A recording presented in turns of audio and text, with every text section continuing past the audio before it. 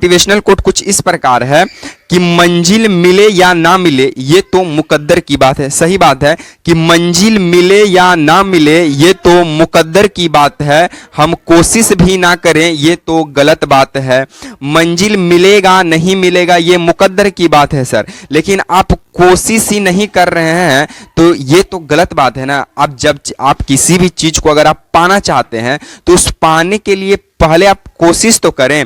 देखिए किसी भी चीज को पाने के लिए उसका अगर ख्याल आपको पाने का मन में चल रहा है तो दिमाग में सबसे पहले एक बात सेट करने का कि हाँ ये हमसे हो जाएगा। जब भी आपका दिमाग में ये सवाल आ गया कि हाँ ये चीज हमसे हो जाएगा, समझिए कि वो चीज हो जाएगा ही आपसे। तो चलिए हम ज़्यादा मोटिवेशनल कोट पे हम चर्चा करेंगे नहीं, क्योंकि ये मोटिवेशनल कोट कुछ ग्लूकोज की तरह होता है जो कि इंस्टेंट यानी तुरंत यानी इंस्टेंट एनर्जी देने का काम करता है, फिर ये 10 मिनट बाद उतरेगा ही उतरेगा। ठीक है, तो चलिए सबसे पहला सवाल से हम शुरुआत करते हैं। आप लोग तैयार रहिए सबसे पहला सवाल पे हमला करने के लिए। सबसे पहला सवाल आपको स्क्रीन पे नजर आ रहा है, बोलता है गांधी इरविन समझौता कब हुआ। एकदम MVVI सवाल इसे माना जाता है।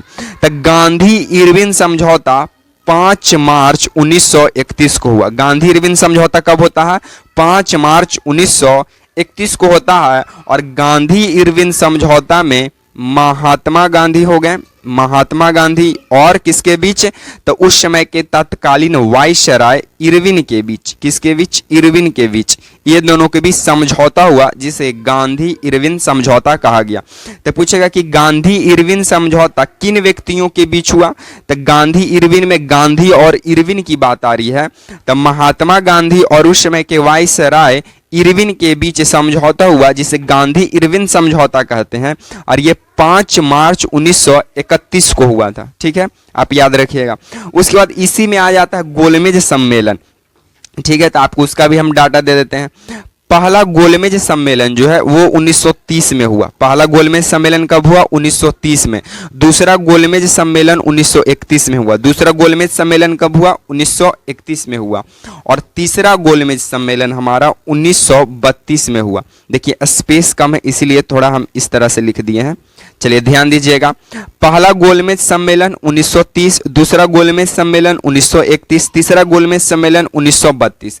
देखिए तीनों लगातार है, 30, 31, 32, 3 गोलमेज सम्मेलन हुआ था। पहला गोलमेज सम्मेलन में कांग्रेस भाग नहीं लेता है, दूसरा गोलमेज सम्मेलन में कांग्रेस भाग लेता है और वो भी कांग्रेस के तरफ से प्रतिनिधित्व करते हैं हमारे गांधी जी। कौन करते हैं? गांधी जी। तो पूछेगा कि कांग्रेस किस गोलमेज सम्मेलन में भाग लिया? तो दूसरा गोलमेज सम्मेलन 1931 में होता है, उसमें कांग्रेस भाग लिया था। और कांग्रेस की तरफ से कौन भाग लिया? तक गांधी जी। तीसरा गोलमेज सम्मेलन 1932 में होता है, इसमें कांग्रेस भाग नहीं लिया। तो पूछेगा कि कौन से तीनों गोलमेज सम्मेलन में कांग्रेस कितने बार गोलमेज सम्मेलन में भाग लिया? तो एक बार, वो भी दूसरा टर्म में 1931 वाला में भाग लिया था।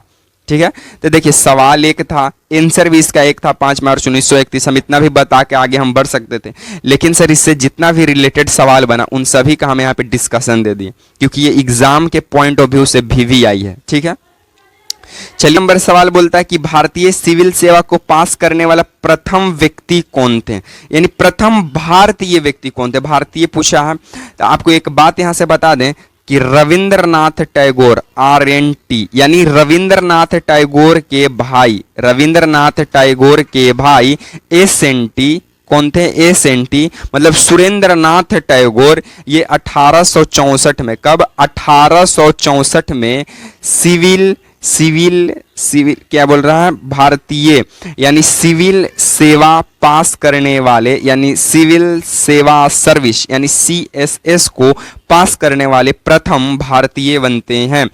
तो पूछेगा क्या कि भारतीय सिविल सेवा को पास करने वाले प्रथम भारतीय कौन थे? तो रविंद्रनाथ टैगोर के बड़े भाई सुरेंद्रनाथ टैगोर 1864 में भारतीय सिविल सेवा को पास करते हैं। और SNT मतलब कि सुरेंद्रनाथ टैगोर का जन्म 1842 में कोलकाता में हुआ था। कहाँ पे हुआ था? कोलकाता में हुआ था। तो आप यहाँ से ये भी सवाल याद रखिएगा। ठीक है, रविंद्रनाथ टैगोर को नोबेल पुरस्कार कब दिया गया? तो 1913 में। किस क्षेत्र के लिए? तो साहित्य क्षेत्र के लिए इन्हें ये क्या बोलता है, नोबेल पुरस्कार दिया गया था 1913 13 में। ठीक है, चलिए हम लोग चौथा नंबर सवालों की ओर हम लोग आगे बढ़ जाते हैं। चौथा नंबर हमारा सवाल कहता है कि गारो खासी जयंतिया किस राज्य की राजभाषा है।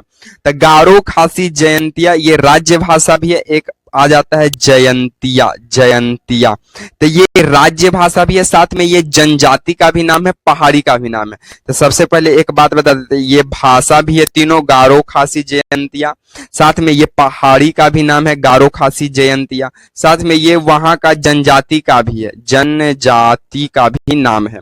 तो गारो खासी जयंतिया भाषा भी है, पहाड़ी भी है, जनजाति भी है।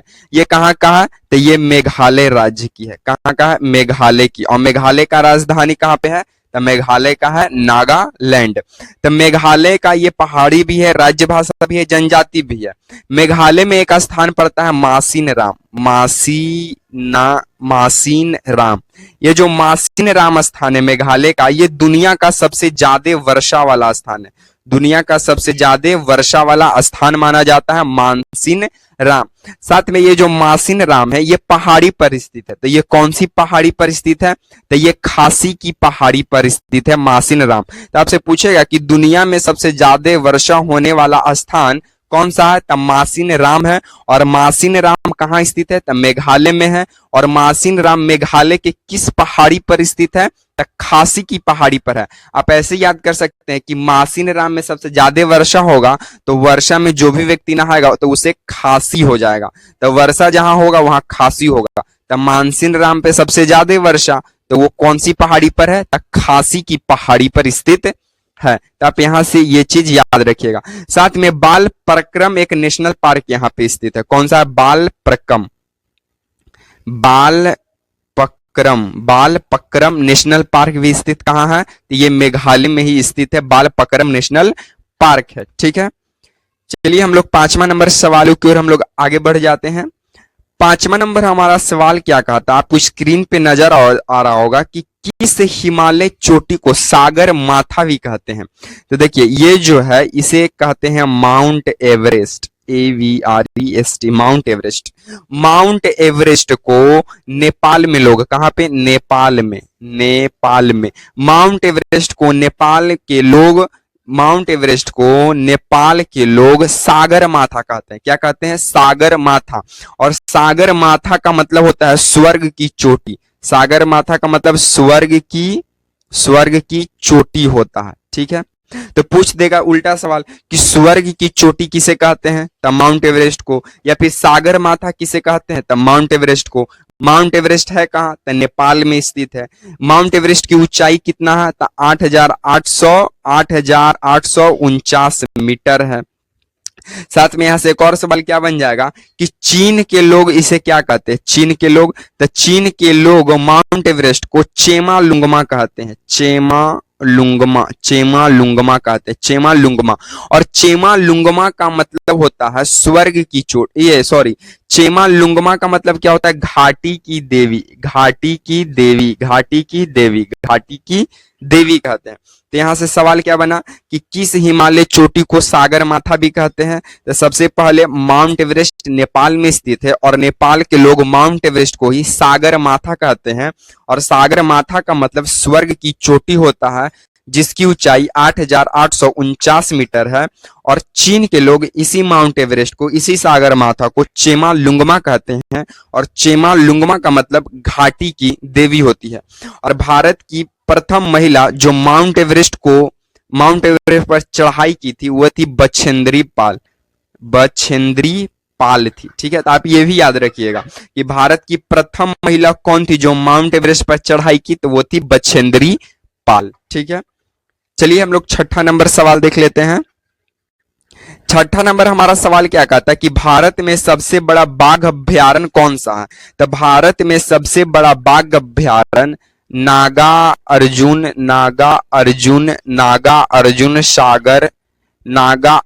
सागर श्रीशैलम टाइगर रिजर्व है, टाइगर रिजर्व है। तो भारत का सबसे बड़ा बाघ अभ्यारण्य नागा अर्जुन सागर श्री सैलम टाइगर रिजर्व है, बहुत बड़ा नाम है। और ये कहाँ पे है? तो ये आंध्र प्रदेश में है। ये कहाँ पे है? तो ये आंध्र प्रदेश, एपी, मतलब कि आंध्र प्रदेश में, जिसकी राजधानी कहाँ है आंध्र प्रदेश की? तो आप लोग कमेंट कीजिएगा, ठीक है। तो भारत का सबसे बड़ा बाघ अभ्यारण्य नागा अर्जुन सागर श्री सैलम टाइगर रिजर्व है, जो कि आंध्र प्रदेश में पड़ता है। और आपको बता दें कि सबसे पुराना नेशनल पार्क कौन सा?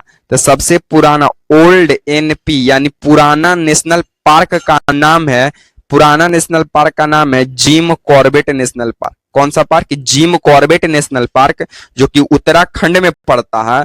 और जिम कॉर्बेट नेशनल पार्क की स्थापना 1936 में हुआ था और इसका वर्तमान नाम राम गंगा राष्ट्रीय उद्यान रखा गया है, जो कि इसका पहले नाम हेली नेशनल पार्क हुआ करता था। जिम कॉर्बेट के नाम होने से पहले इसका नाम हेली नेशनल पार्क हुआ करता था, फिर नाम बदलकर जिम कॉर्बेट रखा गया और फिर जिम कॉर्बेट का भी नाम बदलकर राम गंगा नेशनल पार्क रख दिया गया।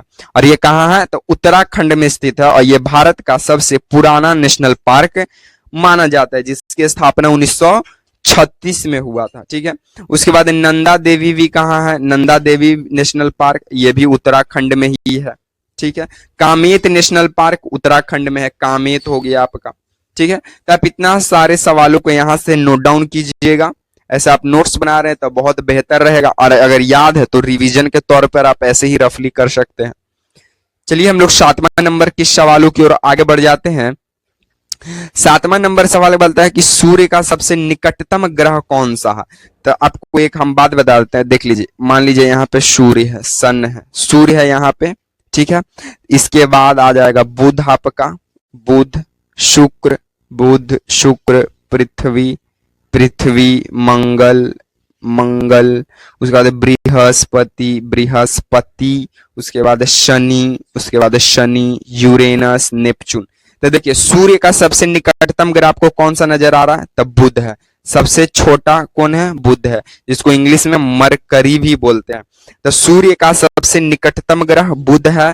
देखिए आपको एक और बात बता दे, एक सूर्य केंद्रित सिद्धांत होता है, सूर्य केंद्रित सिद्धांत। सूर्य केंद्रित सिद्धांत दिया था कॉपरनिकस, कॉपरनिकस दिया था। कॉपरनिकस सूर्य केंद्रित सिद्धांत दिया और सूर्य केंद्रित सिद्धांत में बताया कि सूर्य जो भी खगोलीय पिंड है और जो भी ग्रह है वो सभी सूर्य का क्या करते हैं? चक्कर लगाते हैं। तो सूर्य का सबसे निकटतम ग्रह हो गया बुध और सबसे छोटा ग्रह भी हो गया बुध। उसके बाद शुक्र की बात करें तो शुक्र का जो साइज है वो पृथ्वी की ही साइज के बराबर है, तो इसीलिए शुक्र को जुड़वा बहन भी माना जाता है पृथ्वी का। तो पृथ्वी का जुड़वा बहन शुक्र को चमकीला ग्रह, यानी चंद्रमा के बाद अगर कोई चमकीला सबसे ज्यादा है तो वो है शुक्र। तो चमकीला ग्रह भी कहते हैं किसे? शुक्र को। साथ में भोर का तारा और सांझ का तारा भी किसे कहते हैं? शुक्र को, ठीक है। पृथ्वी क्या है? पृथ्वी को नीला ग्रह कहते हैं, क्यों? क्योंकि यहाँ पे सबसे ज्यादा वाटर पाया जाता है, ठीक है। मंगल के 2 उपग्रह, मंगल को लाल ग्रह के भी नाम से जानते हैं, और मंगल के 2 उपग्रह, एक का नाम है फोबोस और एक का नाम है डिवोस। 2 ग्रह का उपग्रह नहीं है, वो है बुध और शुक्र। बुध और शुक्र स्टार्टिंग के 2 ग्रहों का उपग्रह नहीं है, बाकी सब का एक एक उपग्रह, 2-2 उपग्रह भी है, ठीक है। तो बुध और शुक्र का उपग्रह नहीं है, बाकी सब का उपग्रह है। मंगल का इंपॉर्टेंट है, 2 है, एक का नाम है फोबोस, एक का नाम है डिवोस, ठीक है। आपके नेपच्यून की बात करें तो नेपच्यून सबसे ठंडा ग्रह, नेपच्यून सबसे क्या है? ठंडा ग्रह माना जाता है। सबसे गर्म किसे माना जाता है? तो सबसे गर्म शुक्र को ही माना जाता है। तो आप ये भी यहां से ध्यान रखिएगा। लाल ग्रह मंगल को, मंगल और बृहस्पति के बीच में, मंगल और बृहस्पति के बीच में क्षुद्र ग्रह की पट्टी पाई जाती है, और मंगल के इधर वाले ग्रह जो हैं ये आंतरिक ग्रह है, और बृहस्पति के उधर वाले ग्रह बाह्य ग्रह के नाम से भी जाने जाते हैं। दोनों की तरफ 4-4 है, वाइलेंसिंग है, ठीक है। तो आप यहां से ये भी याद रखिएगा, ठीक है। देखिए सवाल एक था, डिस्कशन कितना सारा हो गया, ठीक है। तो इसको नोट डाउन कीजिएगा। चलिए हम लोग 8वां नंबर सवालों की ओर आगे बढ़ जाते हैं। 8वां नंबर हमारा सवाल क्या कहता है कि भारत में बीवी का मकबरा कहाँ स्थित है? तो भारत में जो बीवी का मकबरा है ये देश के दूसरे ताजमहल के रूप में जानी जाती है। भारत में जो बीवी का मकबरा है इसे दूसरे भारत की दूसरे ताजमहल के रूप में जाना जाता है। और ये महाराष्ट्र के कौन सा जिला? तो औरंगाबाद जिला। तो महाराष्ट्र के औरंगाबाद जिला में स्थित है बीवी का मकबरा। अब ये बीवी का जो मकबरा है ये शाहजहां का बेगम जिसका नाम था मुमताज, इसी के याद में ये बना दिया आगरा, ये बीवी का मकबरा। ठीक है, तो आपको यहां से ये याद रखना पड़ेगा कि आगरा में जो ताजमहल है, कहां पे है? आगरा में जो ताजमहल है ये शाहजहां की बेगम के, मुमताज के याद में बनाया गया। और बीवी का जो मकबरा है ये देश की दूसरी ताजमहल के रूप में जानी जाती है, जो कि महाराष्ट्र के औरंगाबाद जिला में स्थित है। ये पूछा भारत में बीवी का मकबरा कहाँ स्थित है? तो महाराष्ट्र के औरंगाबाद जिला में। उसके बाद शाहजहां का जो बेगम थी मुमताज, उसी के याद में आगरा में ताजमहल का निर्माण कराया गया। और शाहजहां का जो पोता हुआ जिसका नाम है आजम शाह, वो अपनी माता दिलारा बानो बेगम की याद में बनाया। ठीक है, बीवी का जो मकबरा है वो अपनी माता की याद में कुछ इस बनाया था। ठीक है, तो आप ये भी यहां से इतना सारे सवालों को आप ध्यान में रखिएगा। ठीक है, चलिए हम लोग 9वां नंबर सवालों की ओर हम लोग आगे बढ़ जाते हैं।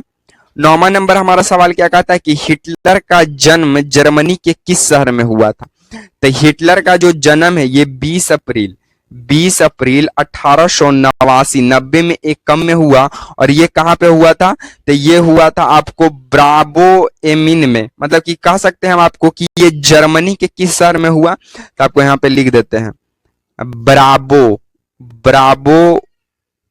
ब्रावो एम इन में हुआ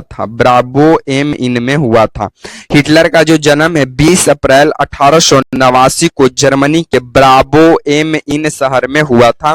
और इसका जो हिटलर का जो मृत्यु है ये 1945 में हुआ बर्लिन शहर में। कौन शहर में? बर्लिन शहर में हुआ। साथ में इसका एक आत्मकथा है जिसका नाम है मेरा संघर्ष। ठीक है, और ये नाजीवादी पार्टी का नेता था, नाजीवादी। ठीक है, तो आप ये भी यहां से याद रखिएगा। ठीक है, कि हिटलर का जन्म जर्मनी के 20 अप्रैल 1889 को हुआ ब्रावो एमिन शहर में, ये नाजीवादी नेता था। साथ में हिटलर का जो मृत्यु है 1945 में बर्लिन शहर में हुआ, ये खुद को गोली मार लिया था। और इसका जो आत्मकथा है उसका नाम है मेरा संघर्ष। तो पूछेगा कि हिटलर का पुस्तक का नाम बताइए, तो हिटलर का पुस्तक का नाम है मेरा संघर्ष। ठीक है, चलिए हम लोग इस सीरीज का लास्ट प्रश्न 10वां नंबर सवालों की ओर हम लोग आगे बढ़ जाते हैं। 10वां नंबर हमारा सवाल क्या कहता है कि दिल्ली का भारत का राजधानी कब घोषित किया गया? इसका आंसर आप लोग कमेंट बॉक्स में कमेंट कीजिएगा कि दिल्ली को भारत का राजधानी कब घोषित किया गया।